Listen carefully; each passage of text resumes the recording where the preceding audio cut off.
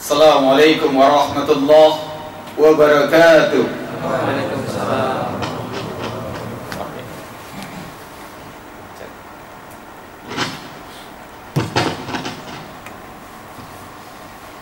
Zamin nasil yawmin la rayba fi inna Allah ala kulli shay'in qadir. Ma khalqukum wa la ba'tsukum illa ka nafsi wahida inna Allah sami'un basir. Ashhadu la ilaha illallah basirun nadhir wa sirajul munir al-mab'us bi asasil haqi wa usul iman wal khudu'i lil maliki dayyan sallallahu alaihi wa ala alihi wa tabi'ina lahum bi ihsani illa yaumiddin. Amma ba'd. Fa ya ibadallah, ya ayyuhalladzina amanu taqullaha waftahu ilaihi wasilata wa zahidu fi sabilihi la'allakum tuflihun. Sadaqallahul azim. فإن الحديث في كتاب الله وخير الهدى محمد صلى الله عليه وسلم وشر الأمور محدثاتها فإن كل محدثة بدعة وكل بدعة وكل ضلالة في النار. Insyaallah mudah-mudahan senantiasa diberikan kemuliaan oleh Allah Subhanahu wa taala. Para jamaah sekalian, wabil khusus Ketua DKM beserta seluruh jajaran pengurusnya. Al-awwal, kita panjatkan puji syukur kehadirat Allah Subhanahu wa taala yang telah mempertemukan kita semua. Salam dan selawat semoga tercurah kepada junjungan kita Nabi besar Muhammad sallallahu alaihi wasallam beserta keluarga, sahabat dan pengikutnya sampai akhir zaman. Ini pertama kali saya tiba di tempat ini. Walaupun nyasar tadi beda satu gang, mentok-mentok gang buntu saya masuk. Tapi akhirnya Allah Subhanahu wa taala pertemukan kita ketemu. Salah satu sunnah nubuwah, salah satu sunnah kenabian adalah ta'aruf. Izinkan saya perkenalkan diri, nama saya biasa dipanggil dengan sebutan Bambang Syuhada. Kawan-kawan dai menyebut saya dengan panggilan Abu Sahida. Yang penting jangan Abu Gosok. Dari namanya Bambang Syuhada, saya asli dari Jawa. Saya asli dari Tegal. Cuma tampangnya Jakarta, dialeknya Padang, jenggot Timur Tengah, mata India, pakaiannya Pakistan. Katanya begitu, wihdatul ummah. Saya tinggal di Kunciran, Tangerang, Pinang, Tangerang. Status menikah, anak baru mau 6. Alhamdulillah.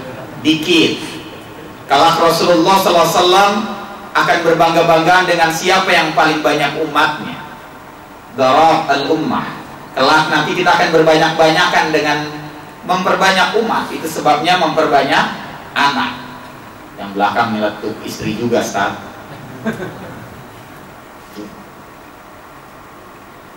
Aktivitas sehari-hari saya terapis gangguan jin dan sihir.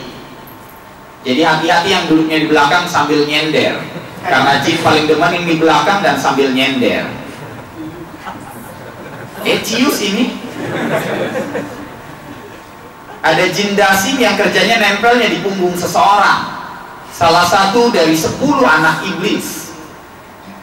Nempelnya di punggung seseorang. Kalau sudah nempel, jin dasim itu membuat seseorang tidak pernah bisa duduk tenang. Habis sila lurus, habis lurus tekuk. Gue lihat dari tadi udah banyak banget yang pojok. Hari ini pertemuan kita yang pertama, saya ingin buka dalam sebuah sirah nabawiyah karya Ibnu Hisham.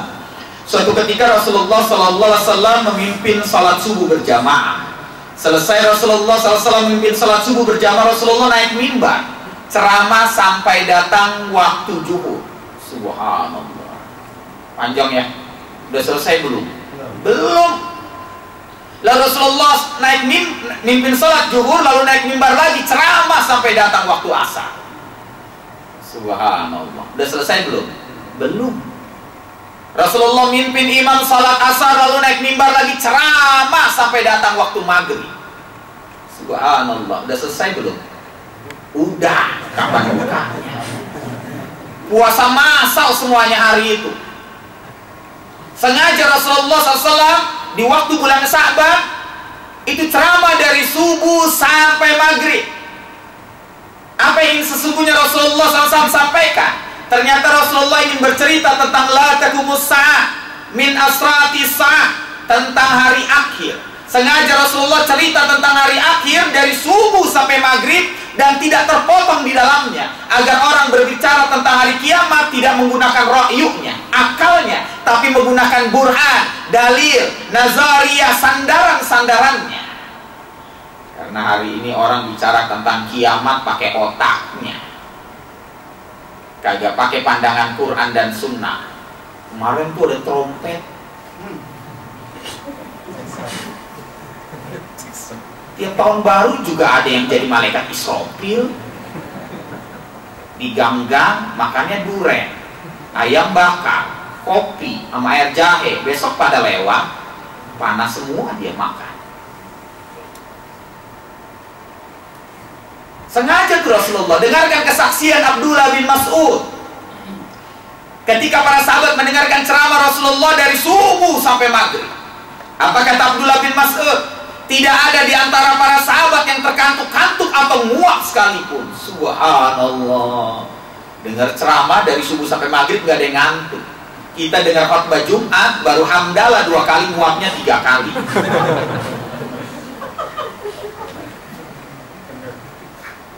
Ceramahnya panjang dikit dia tidur, nyender di dekat lemari. Saya nggak nyindir yang dekat lemari. Pas dibangunin enak lagi ngomongin, lu tidur kagak? Gua husu tingkat tinggi. Husu tingkat tinggi merem. Dengarkan kesaksian Abdullah bin Mas'ud. Para sahabat sopnya rapat, bahkan dedaunan yang jatuh tidak jatuh di lantai, tapi jatuh di paha-paha mereka. Hati mereka benar-benar ta'liful qulub, dalam banget ikatannya. Dengarkan kesaksian Abdullah bin Mas'ud. Tidak ada para sahabat yang duduknya berubah. Kalau sila sampai akhir. Gue pengen lihat nih, gua ceramah 1 jam kurang, berubah kagak duduknya. Kalau gue lihat ketua DKM, gue lihat. Ya, tapi wajar sih ketua DKM, orang jenggotnya banyak. Kan 1 helai jenggot 1 malaikat, besar malaikat seluas langit dan bumi. Wajar kalau dia ngatur orang keberatan.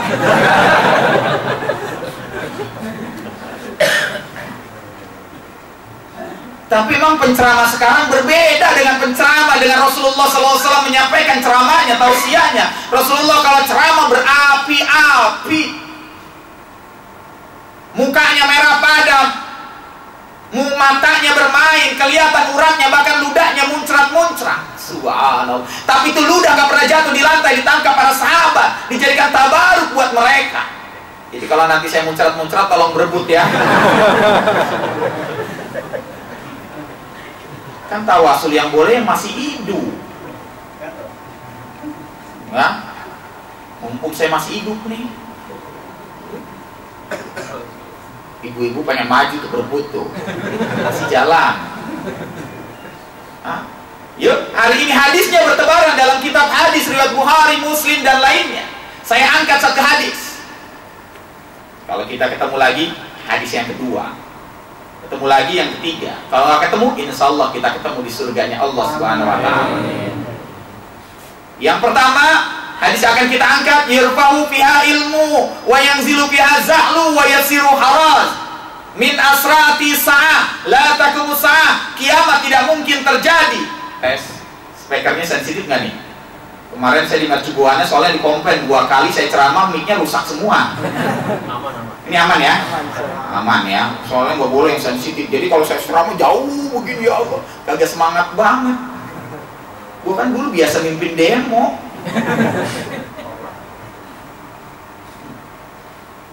Min asrati sa'ah, kiamat tidak mungkin terjadi sampai datang tanda-tandanya. Yurfa'u fiha ilmu, sampai diangkatnya ilmu. Wa yanzilu fiha za'lu, lalu munculnya kebodohan di mana-mana. Wa yasiru haraz, sampai nanti terjadinya pembunuhan. Hadis riwayat muttafaqun alaih, sahih.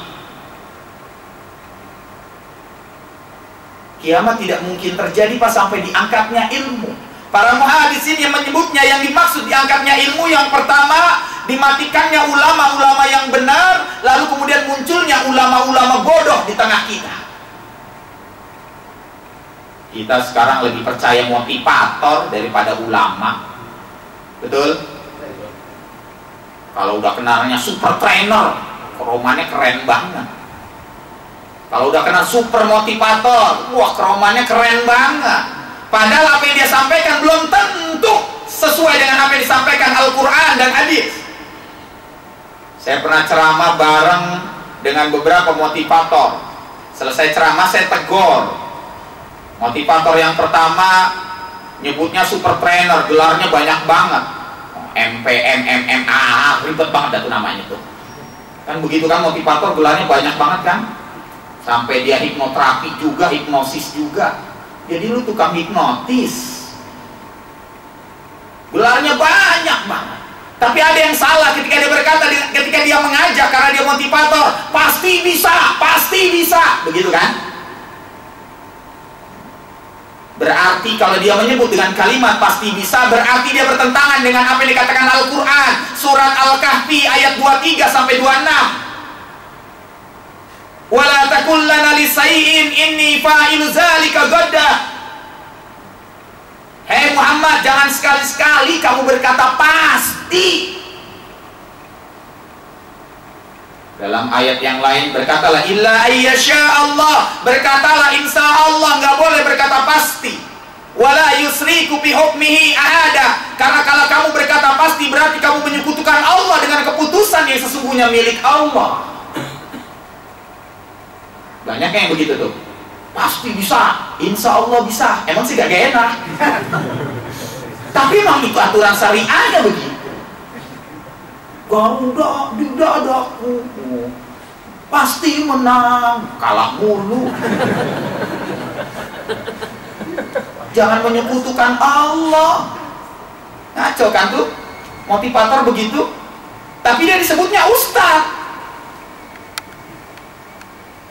Bayangkan. Ada lagi motivator, bukunya terkenal banget, sangat terkenal bukunya. Jangan mau jadi orang gajian seumur hidup.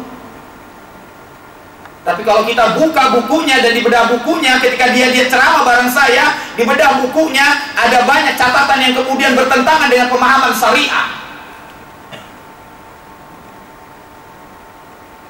Setelah diingetin, buru-buru pulang dia. Salah satunya dalam bukunya dia berkata, percayalah pada akalmu.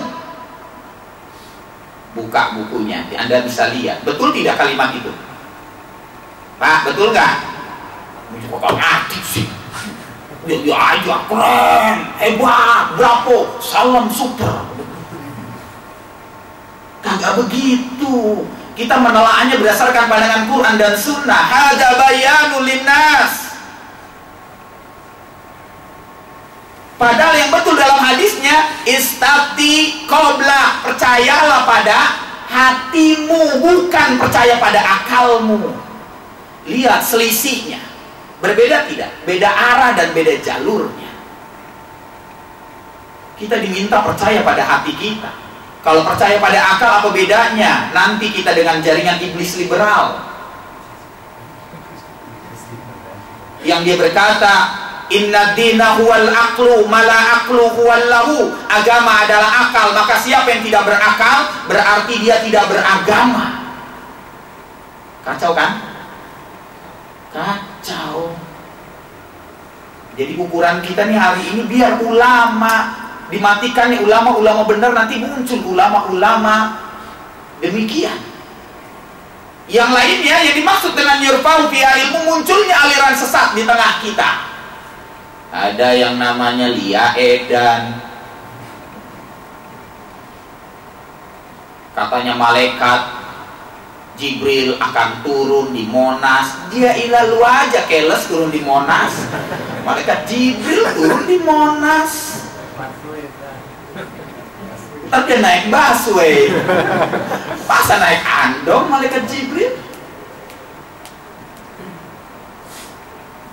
Muncul aliran sesat di tengah kita. Muncul jil makin kemana mengeluarkan fatwa dengan fatwa seenaknya. Salah satu fatwa jil yang namanya aurat wanita cukup pakai kacamata dan segitiga dianggap telah menutup aurat.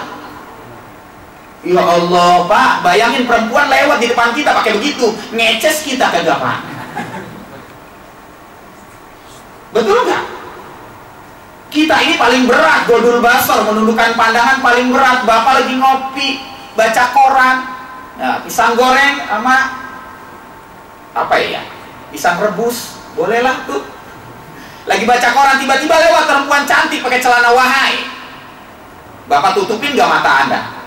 Ada nggak yang ngomong, ya Allah jangan berikan hamba ujian yang berat? Ada yang begitu? Ada nggak? Subhanallah, lelaki soleh semua nih. Yang dikubur dah kalau belum mati. Kalau belum mati begini. Lah iyalah. Nggak ada kan yang begitu? Ada nggak yang ketika lewat perempuan celana wahai lalu berkata, ya Allah, hari ini hamba telah diberikan ujian yang berat, mari kita sama-sama mengheningkan cipta. Ada nggak yang begitu? Nggak ada. Ada juga sih, tapi hati deg-degan. Nyesel gua. Yang ada dibolongin tuh koran hot news. Bayangin sekarang jin ngeluarin fatwa seenaknya. Aliran-aliran muncul tuh mengaku dirinya sebagai nabi, padahal kalau dia buka kitab Syekh Alwi Muhammad yang mengaku dirinya sebagai nabi kagak main-main. Orang yang mengaku dirinya nabi pak cukup buka bajunya saja, nanti dari punggungnya keluar munawarah, pancaran cahaya. Bapak buka deh, kalau keluar cahaya nabi bapak, tapi kalau kelap-kelip panu itu.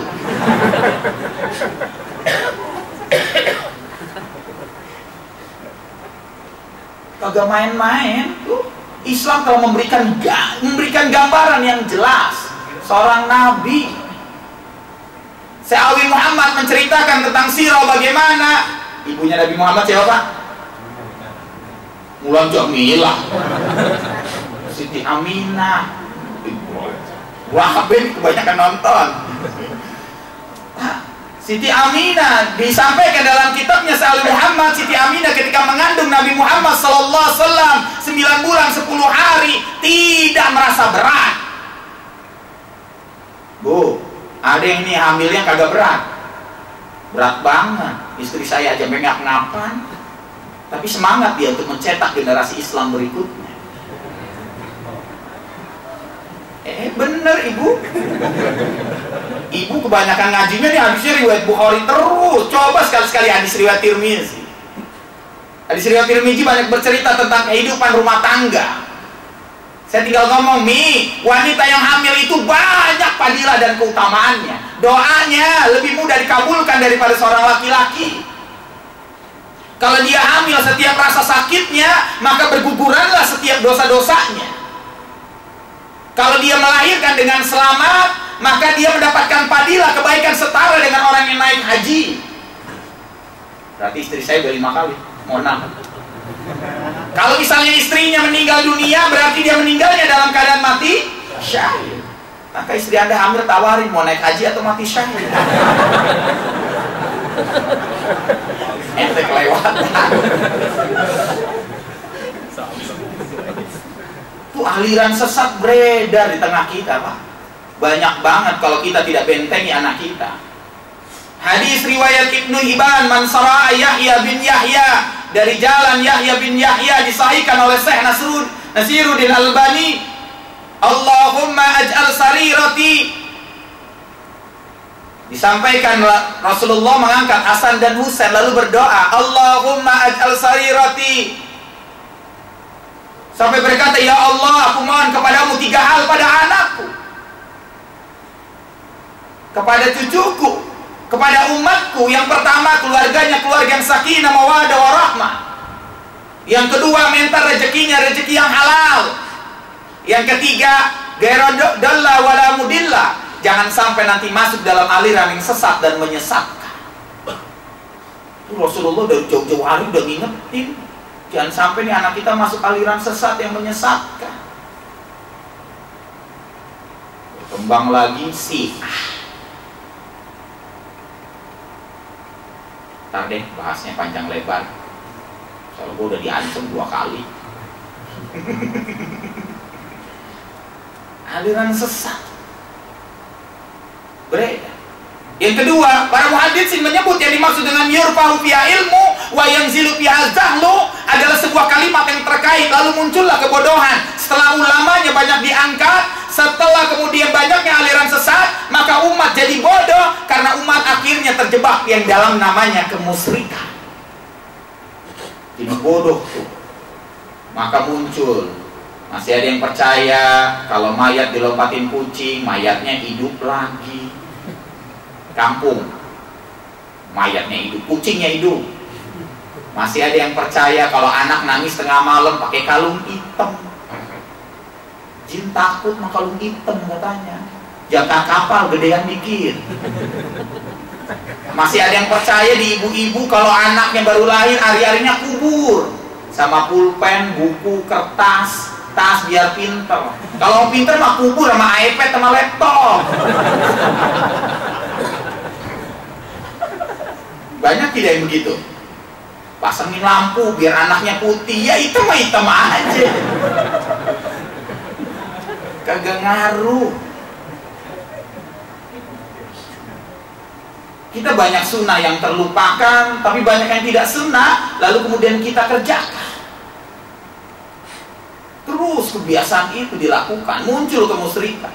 Akibatnya kalau kita lewat tempat gelap, angker, serem, yang diucapkan apa? Panggung, anak bagong mau lewat. Emangnya bagong apaan?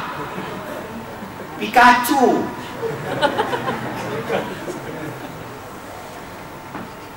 Bayangin, Bu, berani Bu lewat jalan sempit sebelah kanan pohon beringin gede banget, sebelah kiri kuburan. Ya Allah, dia harus ngelewatin jalan setapak, rumahnya di ujung. Cuma pertanyaan, ngapain sih beli rumah di situ? Kenapa kita tidak membaca doa yang diajarkan Rasulullah? A'udzu bi kalimatillahi tammati min syarri ma khalaq. Kita berlindung dengan kalimat Allah yang sempurna dari kejahatan makhluk. Kita masih begitu tuh. Lewat Casablanca, tit tit tit. Yayasan saya biasa mengadakan ekspedisi tauhid. Saya datang ke tempat-tempat yang serem, gue pengen tahu ada jinnya, ada setannya kagak, mau nyekek gua kagak. Saya datang ke terowongan Casablanca, saya tunggu sampai jam 2 malam, kagak ada yang datang tuh. Yang datang mana Siti yang berubah jadi Marjuki. Ya Allah, gua kabur. Ini lebih serem dari kuntilanak merah. Saya datang ke makam 1000 tangga, katanya banyak penampakan karena kanan kirinya itu kuburan, di tengahnya ada walinya, kuburan walinya. Saya naik makam 1000 tangga, saya lihat kanan kiri gak ada penampakan, yang ada orang ngos-ngosan. 1000 tangga lu bayangin aja, mana banyak portal lewat lagi. Tahu portal? Jadi lagi naik tangga tiba-tiba ada portal, set, apaan nih? Tapi ujungnya ternyata ada gelas aqua. Jadi suruh masukin duit, baru terbuka. Ya Allah, antik banget nih portal jebretnya. Kemusyrikan itu beredar di mana-mana di tengah kita.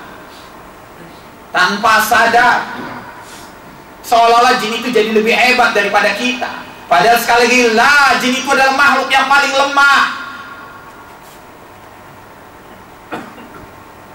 Ngapain takut sama suster ngesot? Udah tahu dia ngesot, kita lari juga aman. Ada suster ngesot, lempar aja wipol, biarin dia ngepel. Gara-gara nih keyakinan kita mulai bergeser, tauhid kita mulai berkurang kepada Allah Subhanahu wa taala. Padahal diingatkan oleh Hasan Al-Bisri, barang siapa yang takut kepada Allah, niscaya seluruh isi dunia ini takut kepada dirinya. Tapi barang siapa yang tidak takut kepada Allah, niscaya dia pasti akan ditakut-takuti oleh isi dunia ini. Mau sholat malam ibu-ibu, Allah, baru mau sholat nih, bangun set, pokoknya gue mau sholat malam. Pas bangun set, jendela bunyi, kruk, tidur lagi.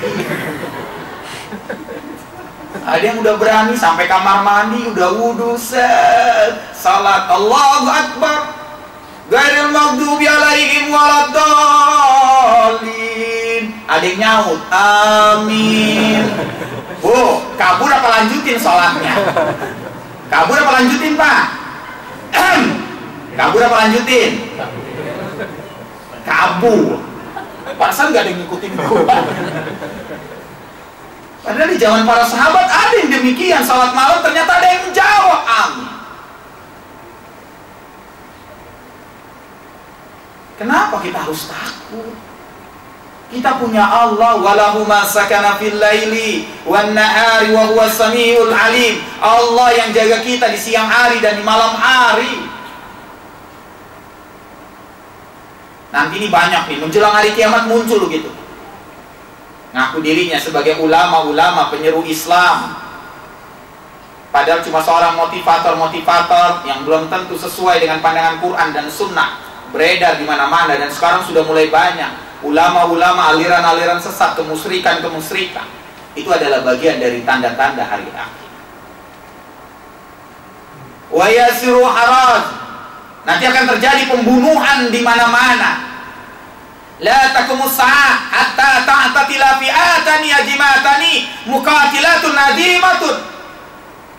Kelak nanti di akhir zaman, hadis riwayat muttafaqun alaih. Nanti di akhir zaman akan bertemunya dua kelompok besar yang saling membunuh dan menumpahkan darah. Wa da'wahuma wahidatun. Tapi sedihnya mereka membawa bendera yang sama, kalimat tauhid. Berantem. Allahu Akbar sana, Allahu Akbar, ya Allah. Nanti akan terjadi itu. Terjadi, Pak. Karena nanti perbedaan itu akan menjadi jurang pemecahan yang paling besar nanti. Saya pernah sholat di sebuah masjid. Saya sholat pakai celana panjang. Ketika saya sholat pakai celana panjang, Pak, dia bilang apa? Ada orang Muhammadiyah sholat. Ya Allah. Pesantren saya tarekat Naqsyabandiyah, Aba Anom. Meskipun saya Salimatul Aqidah di Darut Tauhid.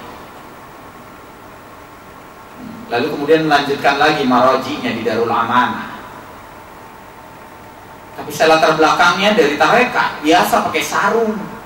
Besok gua sholat lagi pakai sarung. Dia bilang apa? Ternyata dia orang NU. Besok gua sholat lagi pakai gamis. Dia bilang apa? Ada teroris sholat. Jangan-jangan kalau gua pakai celana dalam doang dia ngomong orang gila sholat, orang gila sholat. Kenapa ukuran persaudaraan kita cuma ukuran pakaian, padahal Al-Quran berkata walibasu taqwa zalikal khair. Pakaian ketakwaan adalah sebaik-baiknya pakaian yang kita kenakan. Kita ngukur hari ini nih, capek banget saya menjawab pertanyaan. Saat terawih 11 apa 23 ya? 11, 23, 11, 23. Pegel banget gua jawab. Yang 11 bilang yang 23 neraka. Yang 23 ngomong yang 11 neraka. Tukang teler ngomong asik surga kosong. Masing-masing punya marhala dan tahapan untuk pemahaman. Tidak langsung kemudian menghakimi segala sesuatunya. Kita ini ribut dengan perbedaannya, dan kita lupa pada orang-orang yang tidak salat. Udah kagak salat ngeributin lagi. Cuma 11, 23. Kagak salat tapi yang bikin ribet tuh harusnya mereka yang harus kita ajarkan kepada mereka. Bukan meributkan perbedaan yang hari ini banyak. Wa yasiru harazu. Kelak nanti akan pertumpahan darah terjadi justru kepada mereka yang berbendera tauhid yang sama. Dan itu terjadi, Pak. Terjadi. Jidal, perdebatan akan terjadi terus dan lain sebagainya. Sehingga akhirnya merusak hati kita kepada Allah Subhanahu wa ta'ala. Pembunuhan akan terjadi di mana-mana. Jadi yuk, hari ini kita memiliki marhalah, memiliki tahapan. Kalau kita belum sampai pada tahap pemahaman, maka tugas kita adalah dai, bukan watan, bukan hakim yang harus menghakimi seseorang. Biarkan pemahaman sampai dia dapatkan, lalu kemudian dia mengalami perubahan dengan sendirinya. Setelah dia memiliki ilmu, pemahaman. Karena jika dia belum memiliki pemahaman, maka bukanlah sesuatu yang harus dipaksakan, harus sama dengan apa yang kita inginkan. Dakwah itu memiliki tahapan-tahapan, bukan penghakiman. Cuma memang berat Udah berapa nih? Udah mau habis ya? Tanya jawab ya. Tuh kan, ini baru mukadimah aja udah habis. Oh, katanya habis sampai maghrib. Rasulullah aja sampai maghrib. Bu, lanjut. Udah orang udah tanya jawab masih lanjut aja. Baik, insya Allah mudah-mudahan ini menjadi tamhidan, menjadi pembuka, menjadi mukaddimah untuk pembahasan kita. Jika ada yang ingin dihiwarkan, ada yang dialogkan sama-sama. Mudah-mudahan Ramadan ini menjadi kawat candra di muka, tempat para gatot kaca di tempat, otot kawat balung besi, akidah kuat, akhlak terpuji, disayang Allah dan Nabi, disayang keluarga dan istri, masuk surga ditemani para bidadari. Billahi sabil haq. Assalamualaikum warahmatullahi wabarakatuh.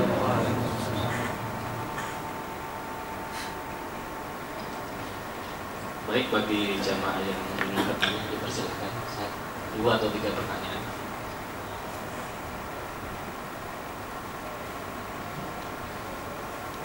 Ya, baik, ada. Assalamualaikum warahmatullahi wabarakatuh. Waalaikumsalam warahmatullahi wabarakatuh. Dari penjelasan hadis tadi, Ustaz, lalu apa yang harus kita lakukan sikapi terhadap misalnya terjadi pertumpahan darah tadi, jidal, perdebatan di mana-mana, apakah kita harus bisa menghindari ini? Terima kasih. Iya. Tampung atau langsung? Apa yang harus kita lakukan? Saya teringat di sebuah masjid daerah Ciledug yang sampai di demo hanya gara-gara perbedaan sholat Idul Fitri. Sampai terjadi ancaman-ancaman cuma gara-gara perbedaan sholat Idul Fitri. Ada sebuah masjid yang sampai ketua DKM-nya itu dipaksa turun dari mimbar. Lagi sholat dan lagi dia menyampaikan pemberitahuan dan informasi, dipaksa turun karena dianggap bahwa ketua DKM-nya tidak capable, tidak memiliki kemampuan untuk wihadatul ummah. Jadi dia memfokuskan pada kebenaran dan keyakinan pribadinya, keyakinan yang menurut dia benar. Apakah kita harus memasuki sampai wilayah seperti ini mempertahankan keyakinan kita? La. Saya ingin justru mengajak para jamaah sekalian mempelajari sebuah buku karya Syekh Mustafa Mansur, Fikih Dakwah. Kita belajar dari tahapan-tahapan dakwah. Tapi catatannya, jangan mudahkan sesuatu yang telah dimudahkan. Karena banyak orang yang sudah mudah tapi tambah dimudahkan.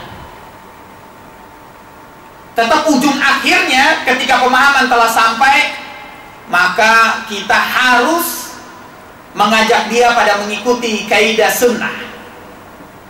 Karena kalimat ihdinas siratal mustaqim, kalimat siratal mustaqim itu adalah Rasulullah sallallahu alaihi wasallam. Siapa lagi? Abu Bakar, Umar, wa Utsman, wa Ali. Berarti kita harus mengikuti mereka. Tetapi memiliki tahapan yang panjang. Bayangkan, saya ngajar di kelompok Pespa besar. Kelompok Pespa besar, tahu ya Pespa besar, anting, tato, ya Allah serem banget itu. Pengennya sih saya teriak, pengennya kemudian langsung blak. Oh bang, tapi kan kagak bisa. Setelah 3 tahun baru mereka ngaji bener. 3 tahun gue nyabarin.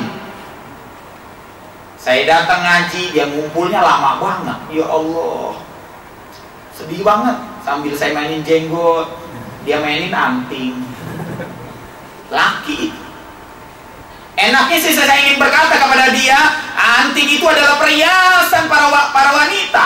Tidak pantas bagi seorang laki-laki memakai anting. Mughadiratul bala. Hadis riwayat muttafaqun alaih. Seseorang yang mengenakan anting atau kalung bagi seorang laki-laki, di tengahnya batu cincin, nyindir.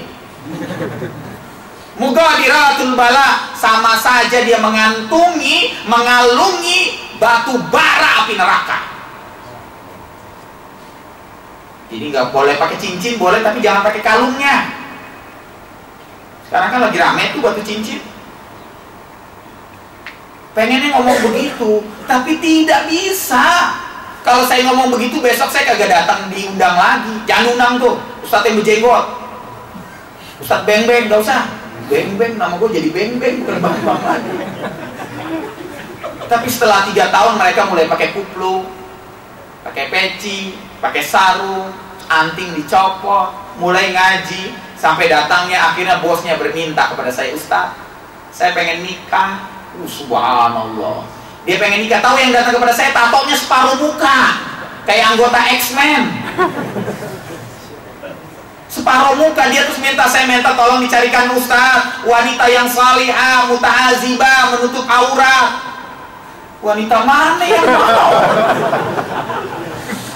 Dia datang ke gua, ya Allah, gua datang ke guru ngaji, kan setiap guru ngaji gua habis dicaci maki. Gua nunduk aja. Lu berani jamin murid ngaji gua nikah emang yang begitu, anggota X-Men? Pak, Bu, mau Bu anaknya nikah yang begitu, Bu? Tatonya separuh di muka. Nih, telinganya bolong gede banget. Pakai anting apaan dia bolong gede begitu? Tapi akhirnya ternyata dapat dia, seorang wanita salihah, seorang janda, anak 1, dokter gigi, punya rumah 2 lantai, sudah punya usaha ruko, dokter gigi, tinggalnya di Taman Royal 3. Dia ketika saya tanya, kenapa ibu mau dengan dia? Jawabannya sederhana. Saya ingin menjadi orang yang bersama dia kembali kepada Allah Subhanahu wa Ta'ala. Subhanallah. Ada yang begini, gue pesan 1. Faman taba min ba'di zulmi wa aslaha. Orang yang paling baik di antara kita bukanlah orang yang hari ini rajin ibadahnya begitu banyak, salatnya rajin, tilawatul Quran. Bukan itu yang paling baik. Yang paling baik adalah wa aslaha, yang mau memperbaiki dirinya dan amalnya.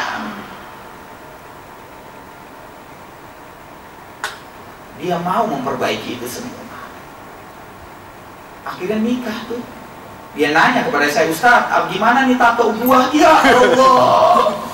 Akhirnya dia nanya juga, masa gua suruh ngegosok? Somplak tuh muka. Ente jawabnya gimana? Operasi. Susah itu. Nggak sederhana memberikan jawaban. Sampai nanti dia paham dengan sendirinya. Maka hal awal yang saya katakan, kasih sayang Allah, rahmat Allah, ampunan Allah, ghafiri zambi wa qadiri, taubi sadidil iqab, lebih besar, lebih luas ampunannya, diampuni walaupun dosanya setinggi gunung, sedalam lautan. Sementara kamu beribadah dengan sebaik-baiknya, tingkatkan ilmu dan pemahaman kamu. Kalau nanti datang masanya di mana pengobatan medis telah sampai, di mana tidak sampai zolim kepada seseorang yang telah begitu lalu kemudian itu tidak zolim, maka kamu harus operasi. Sampai sekarang dia masih begini, karena kalau dioperasi pasti mukanya hancur. Jadi kayak apa? Face off. Operasi plastik pakai gayung sama ember.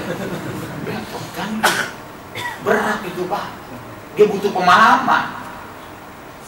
Ini butuh pemahaman, jadi butuh proses. Jadi hari ini nih, kita nih berusaha mengajak dia sampai pada pemahaman yang sesungguhnya. Jangan langsung kemudian paksakan pemahaman kita. Pak, saya kasih contoh deh, begini deh, 1.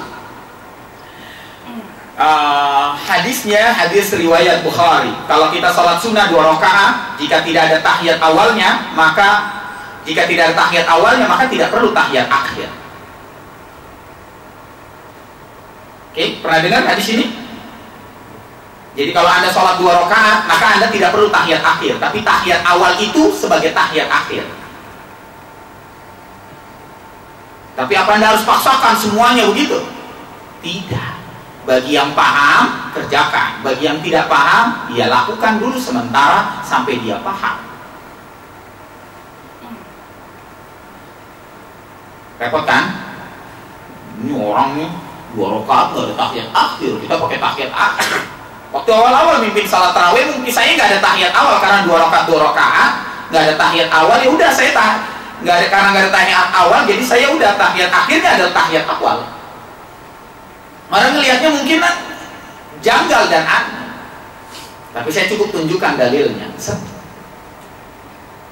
Yang paham melanjutkan, yang belum paham ya sudah bertahap.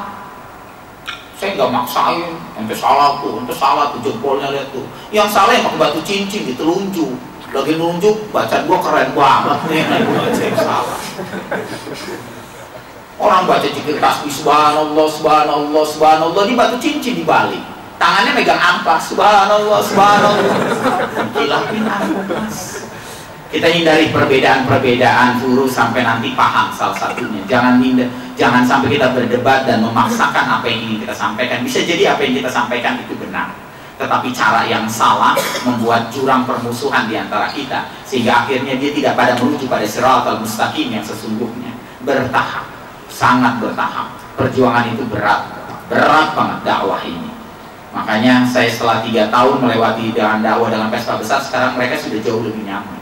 Mereka sudah mulai lepas anting, tatoknya sudah mulai, yang kalau di sini udah mulai mereka bersihkan sendiri, sudah mulai ngaji dan lain sebagainya. Mereka mulai belajar lebih bermanfaat. Maka mulai ada yang namanya pang muslim. Sudah mulai banyak tuh di mana-mana, Pak. Itu bertahap. Kalau kita hari ini ajar mereka hantam promo dengan cara dan pemahaman kita, Pak, tidak bisa. Kita berhadapan dengan orang-orang yang tidak mudah langsung mendapatkan hidayah. Karena hidayah berdasarkan Imam Ghazali dalam kitabnya Ihya Ulumuddin, itu hidayah itu ada 3.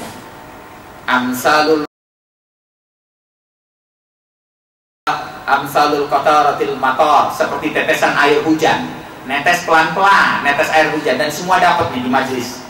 Tapi ada hidayah yang ternyata datang seperti amsalul ma fawqal hadar, seperti air di atas tetesan batu, pelan-pelan sampai akhirnya bolong.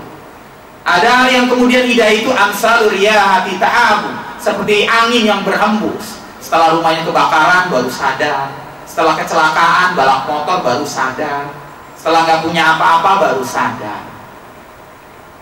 Pelan-pelan, ya. Insya Allah dengan demikian kita bisa menghindari perbedaan, kita bisa menghindari jurang permusuhan, perbedaan. Tapi kita tetap berusaha meluruskan sesuatu yang harus diluruskan dengan cara layyin dan lembut. Fabima rahmatin minallahi lintalahum, karena disebabkan rahmat dan kelembutan dan kasih sayang Allah Subhanahu wa taala membuat mereka dekat kepada. Mungkin itu bahasan kita.